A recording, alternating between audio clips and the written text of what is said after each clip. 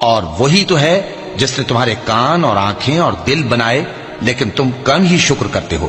اور وہی تو ہے جس نے تم کو زمین میں پیدا کیا اور اسی کی طرف تم سب جمع ہو کر جاؤ گے۔ اور وہی ہے جو زندگی بخشتا اور موت دیتا ہے، اور رات اور دن کا بدلتے رہنا اسی کا تصرف ہے۔ کیا تم سمجھتے نہیں؟ بات یہ ہے کہ جو بات اگلے کافر کہتے تھے اسی طرح کی بات یہ کہتے ہیں کہ جب ہم مر جائیں گے اور مٹی ہو جائیں گے اور ہڈیوں کے سوا کچھ نہ رہے گا تو کیا ہم پھر اٹھائے جائیں گے؟ یہ وعدہ ہم سے اور ہم سے پہلے ہمارے باپ دادا سے بھی ہوتا چلا آیا ہے۔ اجی یہ تو صرف اگلے لوگوں کی کہانیاں ہیں۔ کہو کہ اگر تم جانتے ہو تو بتاؤ کہ زمین اور جو کچھ زمین میں ہے سب کس کا مال ہے؟